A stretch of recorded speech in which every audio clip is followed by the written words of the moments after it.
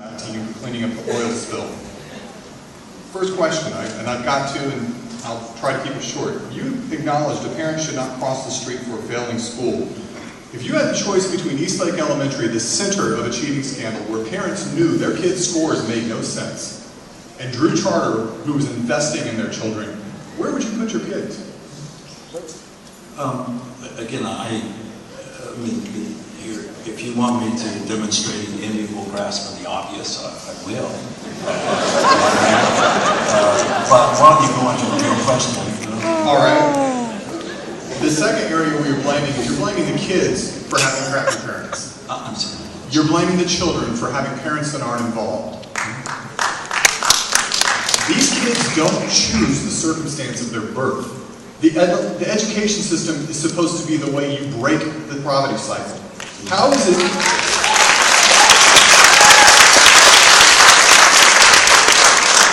that Drew Charter, working with a very similar demographic, many parents not involved, spending $9,500 per student, can be a top-performing school where y'all have miserably failed? The answer is that they're investing in their kids regardless of the parents' involvement. You asked, how are they being successful? How can you learn? Well, you show up when they have symposiums. Zeiss held, and I'm looking at you because you're our area, and these people are accountable to you. Zeiss had a thing with KIPP, invited APS to attend. Nobody showed from APS. Drew had a symposium. Woodward Academy showed up. No one showed up from APS. And I'm speaking to you as the leader of this organization. I don't care if you're guilty for your predecessors. You lead them now. Sir, how do you plan to compete or model after their success if you will not show up to learn when they're trying to share that success with you? Give him an opportunity to respond, please. No, this is for the people from APS who work there. Don't confuse parents that have two jobs. I'm not addressing you. I'm addressing him. Why he will not send their people. I'm a teacher, and you are completely out of line. No, I'm not. Yes, you are. You're refusing. All right, sir. Here we are. If we would, thank you for your question. We're going to give Superintendent Davis an opportunity to respond. However he chooses to respond is his prerogative. So respond and move to the next question. Your decision. I really don't have responses. Let me commend the questioner for turning his speech into questions, but let's just move on to the next person. Stephen Bowery, resident of the Old Fourth Ward. Quick question. In regards to sites that you are currently, can you please list the sites that you are currently seriously considering to help resolve the middle school overcrowding problem within the Grady cluster? So you can just list, I know you've already spoken a little bit about David T. Howard, and I appreciate that, and some comments on Inman Middle. But can you speak to the other potential sites you are actively considering to help address I need to be, it's a good question, and I want to be very careful about the concept of actively considering as opposed to what is on the radar, because we certainly have not done extensive due diligence other than really sort of superficial on any of these sites, because what we said, hey, you know, there's a building here that would cost zero, at Cohen it would cost zero to utilize, and that seemed the most cost effective but socially obviously acceptable solution. And so others have been suggested to us, which we will have to look at. One, we have the Howard, Walden, Cook, Centennial in terms of building on land that may or may not be available that we do not own at the moment. There's differing periods of time to bring any of these on site. If we move to any other building, we have to then sort of factor what do we do in the interim before that building is ready. Isn't it all possible to keep kids at Inman until it is ready? I see there's a lot of support for that. And again, we're wrestling with all that. But we also get, those are the ones I can think of off the top of my head, but people people should also feel free to suggest others if they have them in mind. Thank you. Thank you for the question. Yes, sir, your question, please. I first want to say I get your plan. I've dug deep into it. I've studied it from many angles. I've looked at the population. I have spreadsheets that are scattered with people in this neighborhood and that, money here, money there. I get it. It's very efficient. It's very engineered. I get it. What I want to say is there's a human factor missing. And I came here tonight as a white shirt team. And I'm going to tell you, that's what I think you've done to it. But this green team over here, a lot of these are my friends. Lori, Cynthia, we go to preschool together. My children have been in preschool with you guys. Oakers Cooperative, D-Hump, my kids go there. I see your faces every morning. I tell you where the problem is. The problem is there's $604 million projected in next year's budget. $604 million. The Southerner had an article recently that said APS spends 15% of that budget, $90 million on administration. They said the state average is 5%. You take that 10% difference, you have $60 million. You could keep one school open for 120 years. Sir, I'm going to have to move you to your question. Here comes my question. Okay. You've closed 10% of our schools. Are you going to cut 10% of this budget? And if you want to see passion, I will bring it. And they might even join me. Thank you for your question. All of our departments have been asked to submit 15% budget cuts.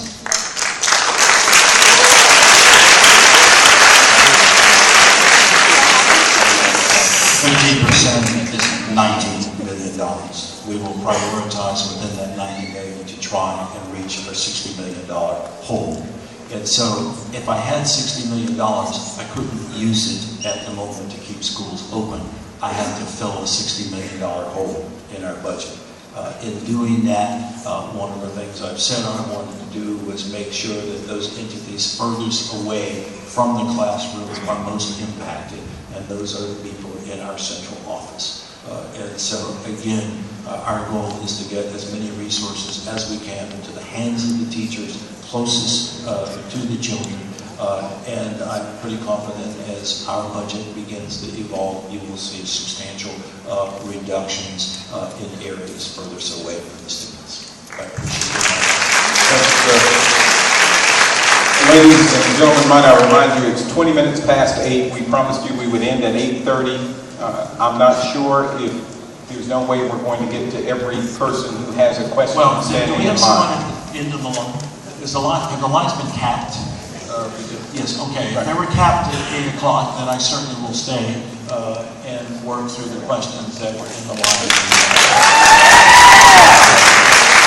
I just ask that some more people be added to the line at this point. Thank you for being here. My name is Corinne Schooley. I live in Cabbagetown.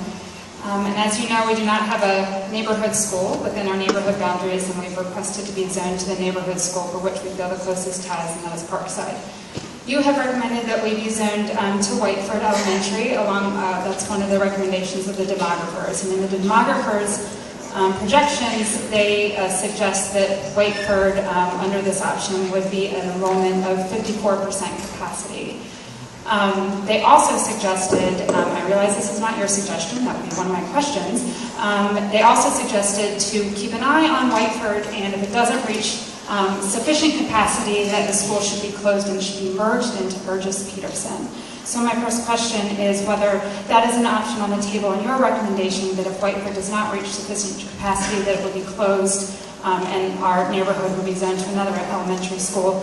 My second question is regarding the budgeting process. At 54% capacity, you alluded to this earlier, that the way dollars are allocated through the budgeting process is through FTEs. And I know that small schools can be great schools, but it also means often you don't get assistant principals. It means you don't get extracurricular support staff to ensure that all students' learning needs are met. And so I'm wondering if you can speak to what this would mean for a school like Whiteford that is striving to move forward but is severely under capacity. One, I don't have any plans at the moment. I recommend that Whiteford remain open. I haven't seen anything that changes that recommendation. It is our goal to put an assistant principal in every school, no matter what its size.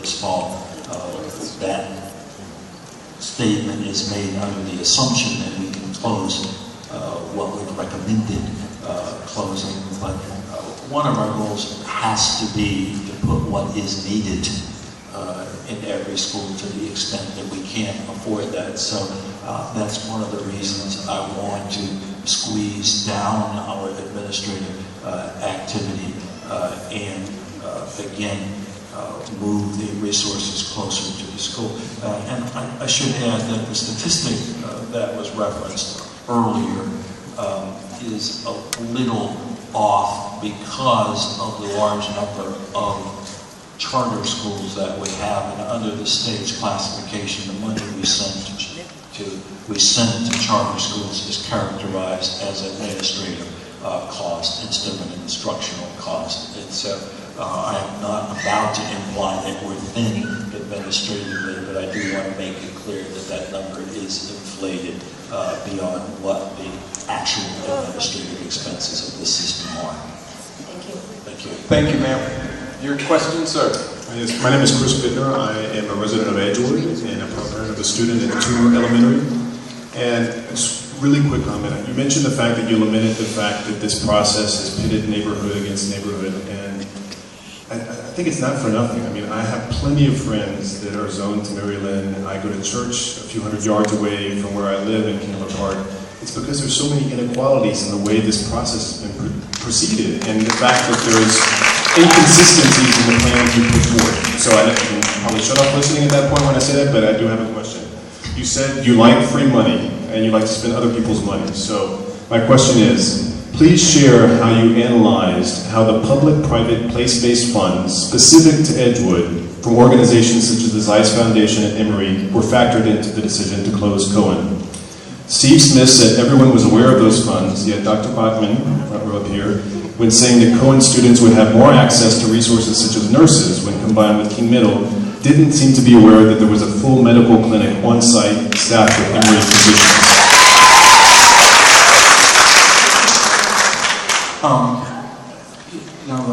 I have this letter which has, of course, been published from Emory.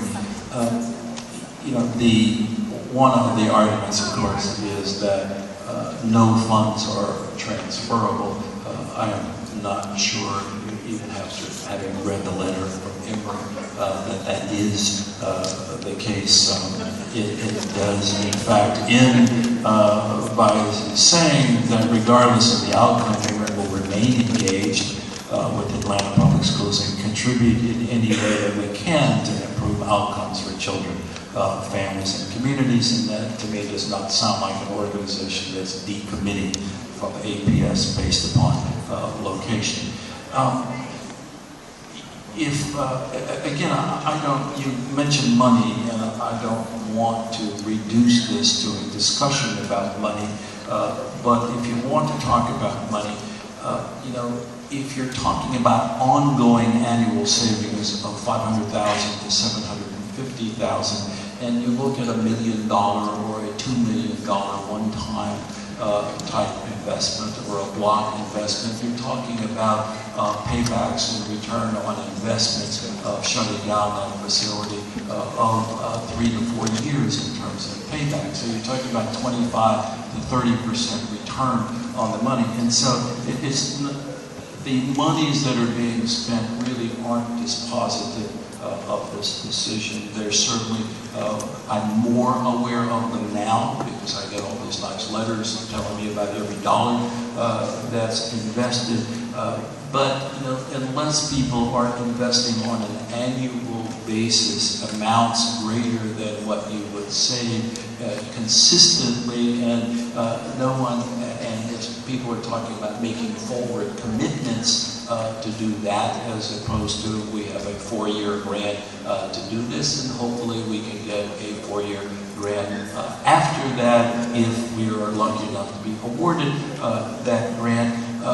Those dollars really sort of pale in comparison to ongoing significant savings. And so I am incredibly appreciative that people are investing in our schools, but again, I'm trying to deal with a very harsh reality right now, and the money that's being invested does not begin to offset that which would be saved on an ongoing basis, but that's not the only reason. Okay?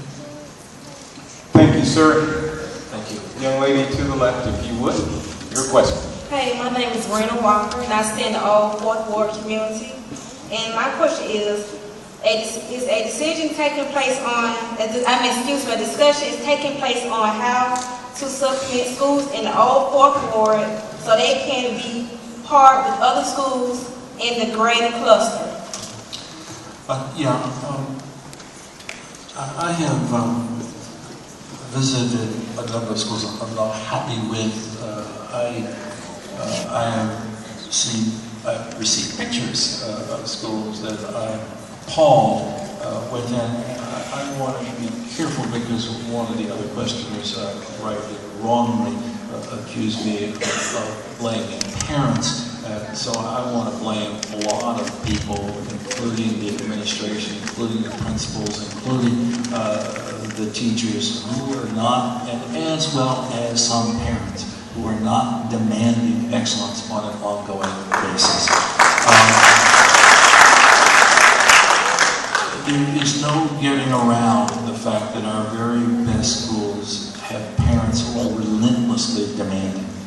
And I am appreciative of the passion that I said earlier that's being shown here. I welcome it. I think this process in many ways has ignited a new sense of ownership of schools. But it also says that we have to meet our commitment to put equitable facilities and equitable resources in all schools. Equitable does not mean equal.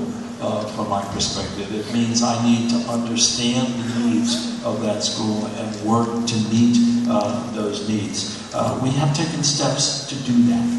When we talk about assignments of teachers and resources that used to be a pure numbers formulaic game that was administered by our personnel area.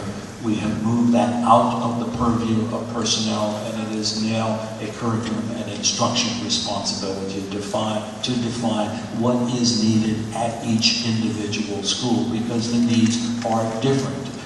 We have kids coming to school with 30,000 word differences in their vocabularies, and we have to provide the resources to overcome those early stage differentials. And so where we need to do more pre-K, we will do more pre-K, because we have to, we have made great progress over the last 10 years. This system has made, on the national exam, the NAEP exam, this school system has made more progress in the last 10 years than any other major urban school system. And that's admirable, but one of the reasons you can make substantial progress is you start really low and make some progress, and then you have great progress. And so while we have made great progress, we are nowhere near where we need to be, and the gap between people in higher socioeconomic, with higher socioeconomic backgrounds and those with lower has not closed in this system, and we have to focus our resources in a manner that closes that gap. And if I seem harsh at times, it is because I am limited in where I can find resources. Again, as I said earlier, other people's money is always appreciated, but I also have to come to grips with how much money we are wasting at the moment that could in fact go to providing those support types of services. So, thank you. Thank you for your question, and we'll move to the young lady in the Wildcat t-shirt. Northwest? Okay, I also live in Kirkwood. Yeah, you I'm currently zoned to go to Toomer, Cullen, and Grady. I have no children, none on the way, but I probably will in the next decade. But I wanted you to address what appears to me to be a double standard. Why is it that children who are currently zoned to go to Inman are not being sent to Cohen? And I'm assuming it's because Inman is a high-performing school and Cohen is not currently. But you can send our children who are currently zoned to go to Grady, which is one of your top-performing high schools, to one that just made the list of worst-performing schools in the state. So I just don't understand how that's fair.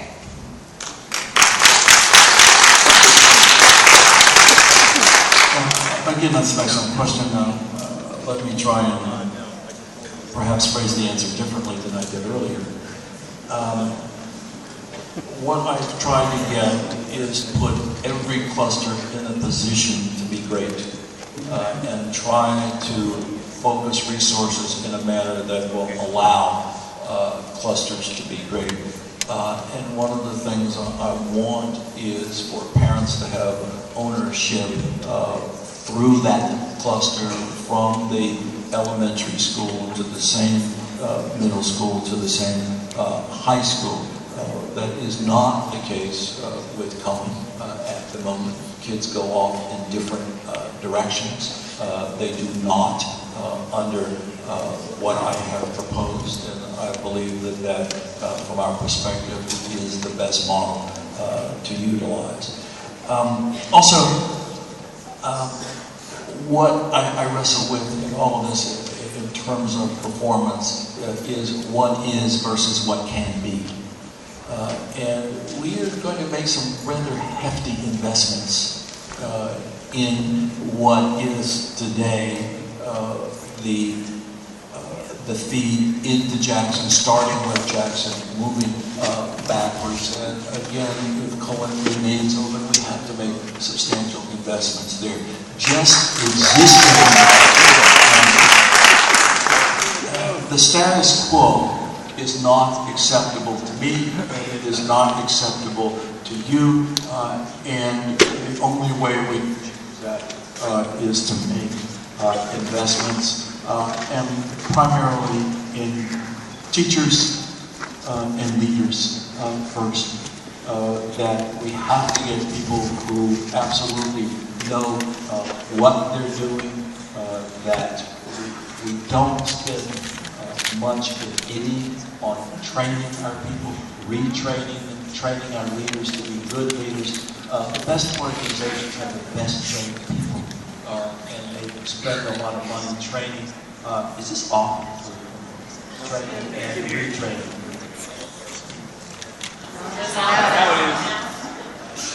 That's that, okay? We have high quality equipment here. Again, and so, I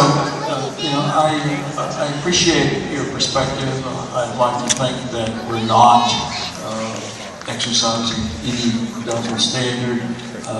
We are allowed to discuss socioeconomic status as we go about this. We are precluded from discussing race as we work through these types of changes. And again, one of the other points that I mentioned earlier is a recognition that we're not starting from scratch, and we're trying to put the best proposal we can out there with as little impact as we can. And of course, as I also mentioned earlier, those of you who feel you've been impacted will certainly feel that we have failed in that regard. But out of the 47,000 students, I believe there are probably less than 5,000 students that will move under this proposal, and we will have recovered almost 7,000 of our 13,000 empty seats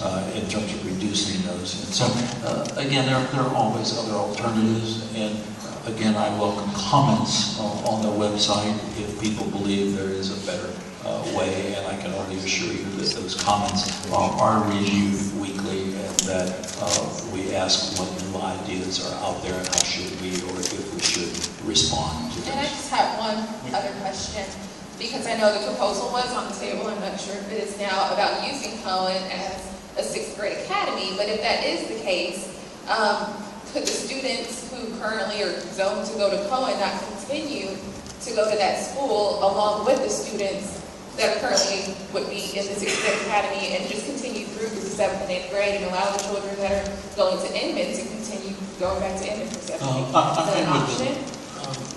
When you're asking an engineer, is it an option? Of course it's an option.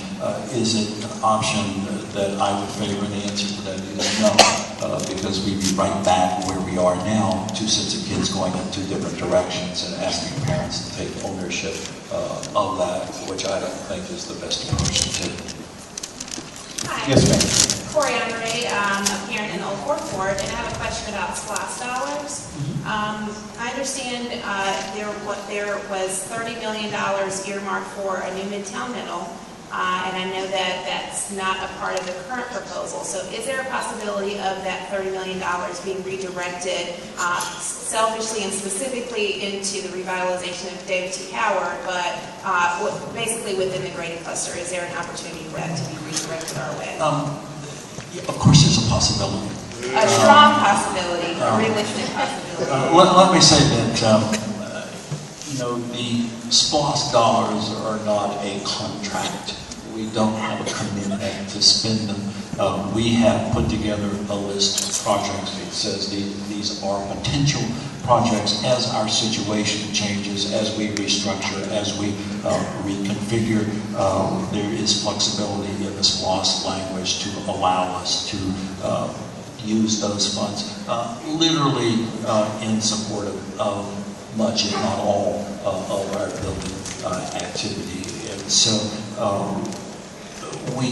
you have not heard me say that we will not have the funds available to address a building such as Howard. I've only raised the question, do we have to do that, or is there some alternative use, better use for those funds? So it's not a funds availability issue, but again, when I say something like that, I want to make clear distinctions between capital funds and operating funds, where we do have a very substantial set of challenges. We have less challenges in the capital arena.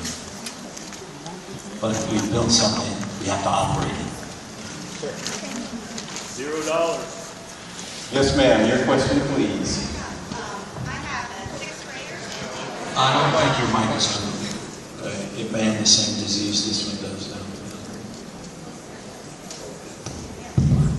I have a 6th grader at Inman Middle School, and I very much appreciate your hard work and recognize the hard decisions you've had to make. I very much support your vision for the grading cluster and the 6th grade academy at Inman. In your opening remarks, you mentioned the need to be agile and diligent in looking at indicators. And you have brought great transparency and openness into this process. What systems can you put in place for monitoring and feedback of those indicators so that the transparency you've brought can be institutionalized in APS? Yeah, what we can do at this point is to say, these are specific scenarios we're looking at. If we see this trigger, for example, if we see inmate capacity go past a certain number by a certain date, we believe that will be an indicator that scenario A will eventuate, and we will then step off the curve and implement that scenario. But what we will try and do in our planning is to say, what are the things that are common across all scenarios? Then we will do those things. And then how can we take futures on other scenarios to risk manage those so that we don't get caught in a future or short-term bond. Does it mean we should buy and stockpile modular units, for example, so we can make quick responses? Does it mean we should buy land, hold it, get it appropriately zoned well in advance so that we can make, again, quick building responses, because all of those things will be behind us. We can identify what we need to do by scenarios, and we certainly can bring some transparency to those plans as well. And again, those are the types of things we are doing as we speak, but again, your suggestion emphasizes to us that when we're done with this planning, that we have to make it available for the public to see. But I appreciate your comments, and I also appreciate your not cutting her off when she was saying nice things about you. Thank you. My name is David Patton. I'm a parent of preschoolers in the Old Fourth Ward. And first, we'd like to say, on behalf of the Old Fourth Ward, we appreciate the inclusion at Inman Middle School, finally and at long last, as part of the proposal. And so we want to thank you for that. But I do have another question as it relates to our elementary school, which is Hope Hill Elementary. The current proposal states that we'll have approximately 80 or so students coming into Hope Hill Elementary in order to get our capacity numbers up. We're concerned, based upon information that we received from Sharon Pitts at a meeting last week, that in fact we won't be able to receive full resourcing required in order to be able to have our children do what they in order to have our children perform at the levels that we would like for them to perform because of our low numbers. One of the things, of course, that could increase those numbers is redrawing additional lines in the attendance zone in order to be able to the north, to the east, in order to be able to get our numbers up. I think we're okay with being where we are as long as we get the resources. But if we don't get the resources, is redrawing the attendance zone line still on the table? Yeah, and I certainly don't want to contradict Ms. Pitts here in public. I think she's very correct. As I said earlier when I was discussing QBE, that if you're not at a certain level, we don't get state funding for those resources. We will resource the schools based, as I said earlier, upon need, and to the extent that we can afford it, our first pass through the budget, we will resource the schools based upon need.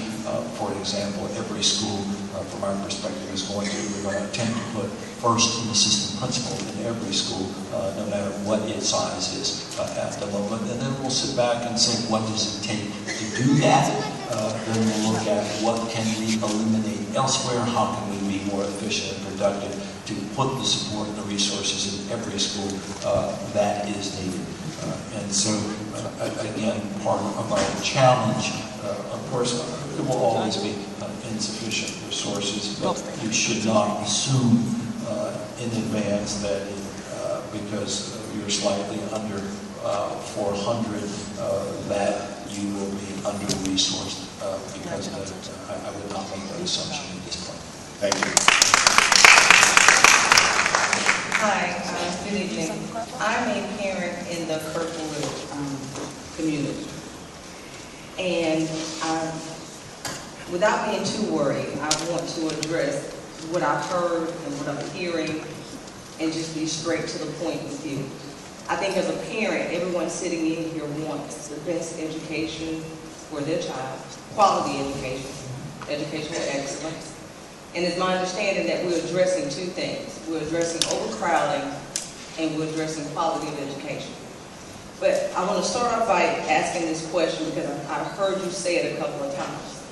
Explain to me what you mean by another group of parents taking on the responsibility of another community, parents in another community. I'm sorry, there was a young lady before me that asked the question, why is it that whether you close Coin Middle or not, it's just a gameplay of naming and wording? it's not the point of closure, it's the point of we're dealing with two things here that I see as a parent, that I never thought I would see in the 21st century, which is still anti-segregation and discrimination based both socially as well as economics and race. The community that once was Kirkwood, that once was East Lake, where it was a impoverished community, majority black community, is not the community that it is today.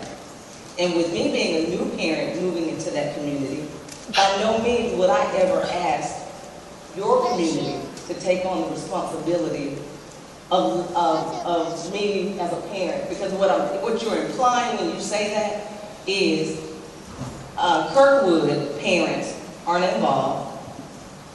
Their kids, as a result of that lack of involvement, are not performing well. So what you literally have here, you have a high-performing community where the parents are involved. You have a community that once was impoverished, majority black, poverty, and there was a lack of involvement with those parents. And as a result, they didn't demand better teachers. As a result, they didn't demand better administrative staff. Ma'am, I'm going to have to help you. Okay, I'm going to ask the question because I've heard you make comments. You didn't see passion from the Kirkwood community. We respected what was asked of us as parents. We filled out the surveys based off of the projections and suggestions that was given. You don't see any lack of passion today than you did at the beginning of the process. Now, what was communicated to us was that it was suggested that Cohen was going to be closed. Now, right now, the population of Cohen is, and this is collectively with 6th, 7th, and 8th graders, you have 319 students. If you shift them and bus them over to a community that's out of their cluster, that's not their school, and combine them with King, you're going to be looking at a population of about 804 students. Right now, currently, Inman Middle School, collectively with the 6th, the 7th, and 8th graders, you're looking at 885. But right now, the suggestion out there, and nobody really wants to say it, the suggestion is 9 times out of 10 right now, had you not saw this passion from Kirkwood, it would be a 6th grade academy. And that 6th grade academy, because you're right now projecting to pull from Inman Middle School 356 students.